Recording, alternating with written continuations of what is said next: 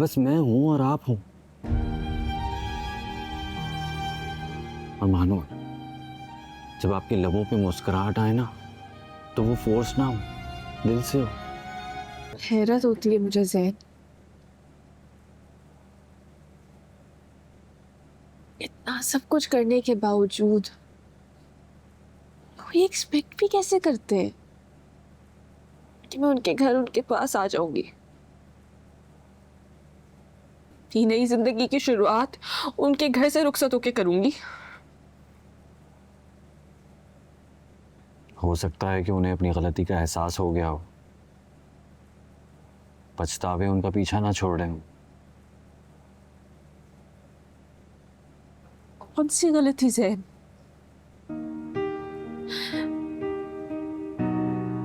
कि so called गलती की वजह से ना मैंने और मेरी अम्मी ने सारी जिंदगी सफर किया है। अब उनके पछताने से क्या होगा? अब तो गुजर गया ना। लेकिन जिंदगी तो नहीं रुकी ना, सांसें चल रही हैं, जिंदगी चल रही है। उनकी साइड ले रहे, डिफेंड कर रहे हैं उन्हें। Not at all. I'm not taking his side. और ना ही मैं उनकी कोई हिमायत कर रहा हूं। Manur, I just want to say, जो होना था वो हो चुका है, वो माजी है। मैं, आप या कोई भी थर्ड पर्सन उस माजी को नहीं बदल सकता, लेकिन आने वाला कल तो हमारे हाथ में है ना। मानूर, आपने बहुत कुछ सहा है, मगर अब नहीं, अब बहुत हो चुका। मैं आपको खुश देखना चाहता हूं, and I want a normal beautiful life with you, जिसमें कोई रिग्रेट ना हो, कोई डर, कोई फिक्र, कोई खौफ ना हो। बस मैं हूं और आप हो। और मानो, जब आपके लबों पे मुस्कुराहट आए ना, तो वो फोर्स ना हो, दिल से हो। आई नो, आप दिलावर अंकल की वजह से बहुत अपसेट हैं, और होना भी चाहिए। आई नो, आपके लिए ये सब एक्सेप्ट करना बहुत मुश्किल है। कभी कभी फैसले अल्लाह पर छोड़ देने चाहिए।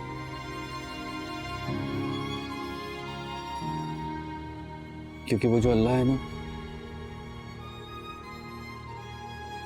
वो सब कुछ जानता है जो मैं और आप नहीं देख पाते।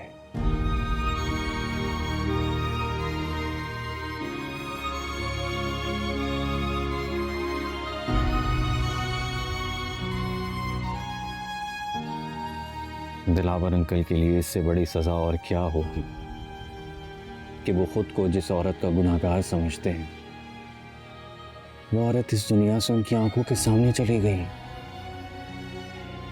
उन्हें माफी मांगने तक की मोहलत नहीं मिली मानूर। और क्या उनके लिए ये सजा कम है कि उनकी अपनी बेटी की आंखों में उनके लिए अजनबियत और नफरत है? क्या लगता है आपको, क्या करना चाहिए मुझे?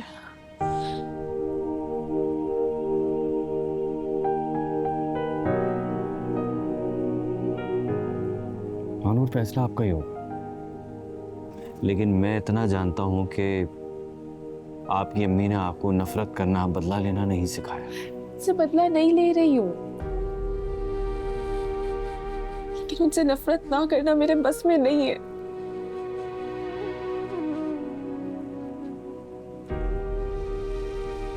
इस वक्त उनकी बात ना मानकर आप मानूर उनसे बदला ही तो ले रही हैं।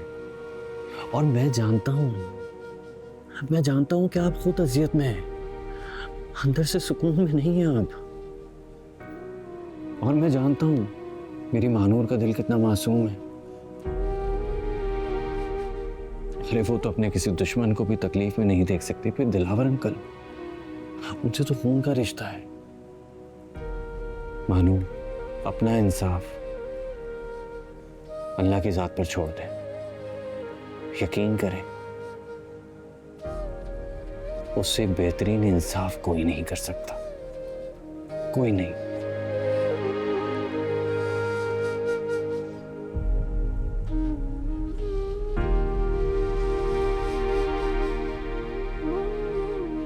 अब आपकी बारी। किस चीज की बारी?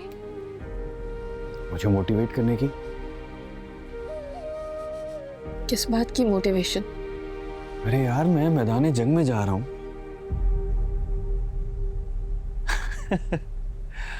आपके और अपने निकाह की बात करने अम्मी के सामने जा रहा हूं।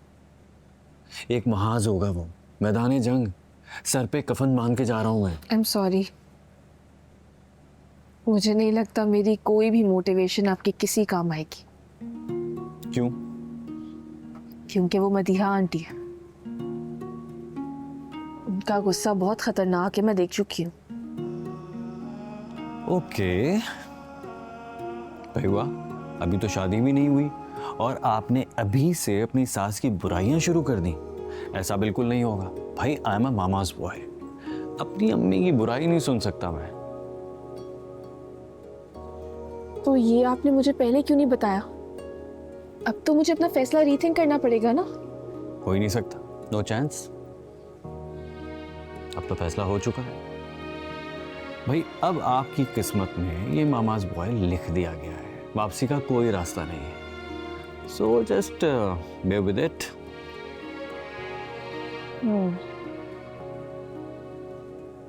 वैसे मैं सोच रही हूँ कि इतना बुरा भी नहीं है ये मामाज बॉय। रियली? गुजारा तो हो ही जाएगा। कॉन्फिडेंट? मैं भी।